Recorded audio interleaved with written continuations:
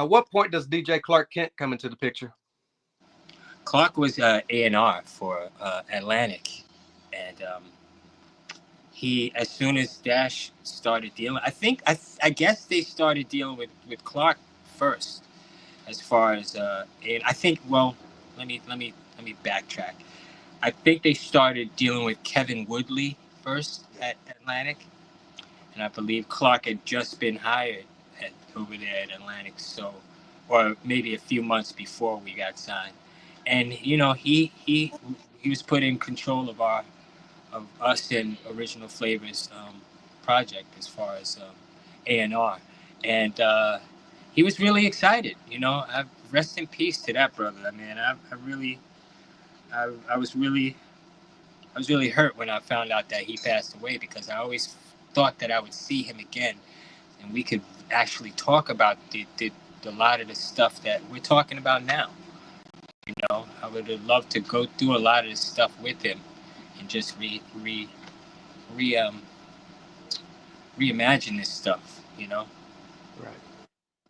I heard him in the interview actually talk about how it happened. He said he saw us in the lobby waiting for Kevin, and he didn't feel like it was right, and so he stepped in and said, "Yo, I'm gonna take over this group." He actually, I have to find a video clip, but there's an interview where he talks about how he met Damon and how that happened, and we were sitting in the lobby of Atlantic. Just they were Gotta be putting honest, on. Kevin Woodley was a dick. He was a dick. I'm gonna be honest. He tried to correct us when we used the term lackadaisical. He Yeah. was like, it's a lackadaisical. I looked it up in the dictionary. It's sitting right there, lackadaisical. Dumbass. Yeah, they were stuffy. They didn't understand hip hop either. So that's kind of also why we didn't go to where we needed to go. But Atlantic did not have a budget for hip hop the way it should have. When DOS Effects became the main focus on the label, the budget pretty much poured into them, Shout which out to was DOS dope though. Effects. Say what? Shout out to DOS Effects. Yeah. Shout out to DOS. They were dope. It has nothing, you know what I'm saying? They were dope and it was warranted. They were Yeah. definitely necessary. We heard on 90210 the riggities, you know what I'm saying? It was there, you know what I'm saying? It took it. So that's what's up. And it was dope. Um unfortunately, because I want to shout out Damon Dash. Actually, I want to take a second right now to shout Damon Dash out. I saw him about a month ago, right? I had an interview and we talked about kind of how everything happened. But I want to shout him out because right before the interview, that brother, he said he wants to give all of our publishing back, me and Relay, and that's crazy. That's honor, So I want to shout him out because um, he didn't have to do that. You know what I'm saying? Of course, it's coming close to the expiration date, but that's it's just regardless. He said it out of his heart because he understood. He said we had a fucked up deal. He understood, and we were kind of all young. But I want to shout him out because I appreciate that.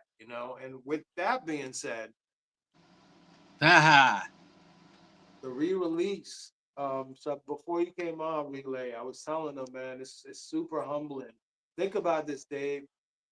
Relay, 300 copies of this, right? But there's three in each. So there's 900 plates of the future sound floating around, and mainly DJs are playing them for thousands and thousands and thousands of people to continue hearing. So I just thought about that while like we were warming up, and yeah, that's what's up, man. So congrats and thank you, my brother, for making this happen. Yeah. Yeah. I think I can concur with all of what he said. Yeah. As far as that deal at East West, was it just for one album deal or was it for multiple albums? It was a demo deal, and it turned into an album deal. But then it didn't go any further, unfortunately. Yeah. So yeah, it was an album deal, and when it came time, we had worked on and are working on the whole shebang volume too. So the thing about the future sound is there's no expiration date, there's no timeline. It's always fresh. It's always a future. You can never say the future's old. It's always a fresh thing, right? Right. So good thing is a lot of that content and even the songs, some of them are still on its way. You know what I'm saying? So that's a good thing. There is a volume 2. There is a volume 2 working its way. Dope.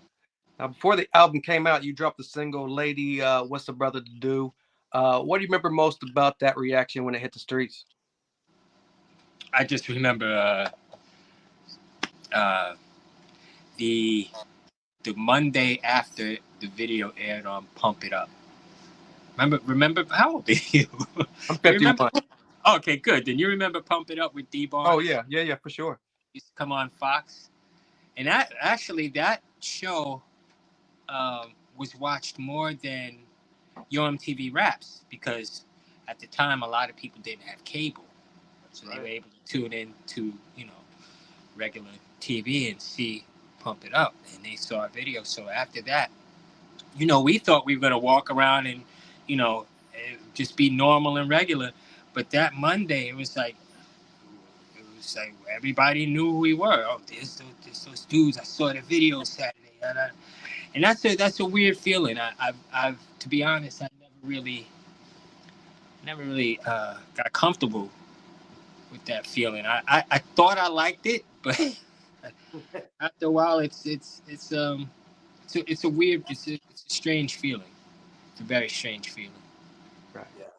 It was I mean, it was kind of what we asked for, right? We asked for it by making it and putting it out. But it was really overwhelming. My father was a assistant at the time. He was an assistant. He was an ambassador, but at the point of retirement and kind of just not sitting still, he was still an assistant minister, and his minister told him about your son's video was a talk of the town, and the moment he started realizing that this is really something special, um, I think that was it, and it was that Pump It Up video. It was like what Relay's saying. It's something that most people that didn't even have cable were able to see. So it was transformative. It really was. Yeah, that and Video Music Box with VJ Ralph McDaniels. Shout out to him. Shout out to Video Music Because Box. without him, honestly, even with the play from Pump It Up, I don't think we would have had, we'd have had the recognition that we did in New York, at least. Video Music Box was very instrumental in introducing us to New York and giving us that home base. Clark Kent did a couple remixes for that as well. Is that correct? That is correct. He did remixes for What's It Bro to Do, and he mixed the bop step. He didn't produce it. We produced the bop step. He mixed it, but he did the remix for What's It Bro to Do. He did 4 remixes, I want to say. He did well. He made 6 remixes, and actually they're all on this. Thank you, Relay. Perfect segue. Boom. So yeah. So Pussy, he actually did. There's a version on this album, the whole shebang, the new release. So even on the CD has it of What's a Bro to Do that has Clark Kent's use of Brooklyn's Finest. Right. The sample from Brooklyn's Finest. Dame Dash found Brooklyn's Finest and rhymed Dame Dash. Yeah. So it's on. It's on it. You can actually stream it. So anyone can go on any platform and stream it. The album's there, and you can hear it. It's gonna be called Clark and Sean's Funky. I think it's called Clark and Sean's Funk Mix. Clark and Sean's Funk Mix. Yeah, so he did those remixes, and he actually produced Scripted Cryptic, which was on the first release of the album. Correct. Now, when recording that album, what was the game plan? You say you had 4 or 5 songs done going into the studio sessions for the whole shebang, Volume 1. What was the game plan? So this is what I was thinking about the other day. Damon and Darian were kind of geniuses in the fact that they were able to take the budget from our album and Original Flavors and basically record both albums at the same time on one budget. So when we did, because Ski also, the same way we had basically our whole album done, Ski also basically had his whole album done, and he had it already on SP 1200 discs, so he could just go in the studio and just dump it all, even the format and everything, and just do his lyrics, him and Suave's lyrics. We, on the other hand, what we did is we actually had Yoram Vazin, who was the engineer at Firehouse Studios in Brooklyn, listen to our album. We would go out and grab something to eat.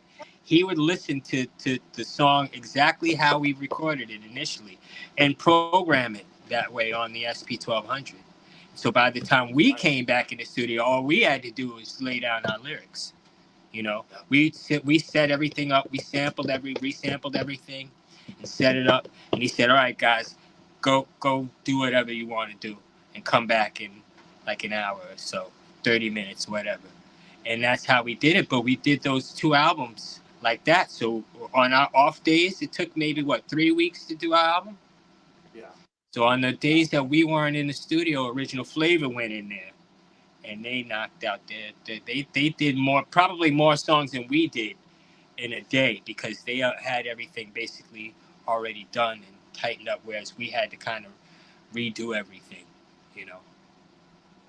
So that's how they saved a nice amount of money, you know, and kind of got over on the label.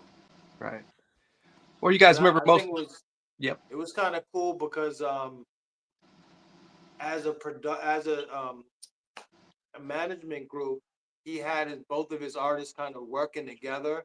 So it was good because some of our production leaked into the Original Flavor album, and Steve worked on some of the remixes on some of our albums too. Oh, And So we were able to kind of work together, because we did contribute a lot on that album, and Ski definitely contributed to a few joints on our album, and at least the Bop Step remix that we did. So it was really fun, man. It was really fun working together on both projects. You know. Right. What do you guys remember most about those studio sessions? Most about the studio sessions. Me personally,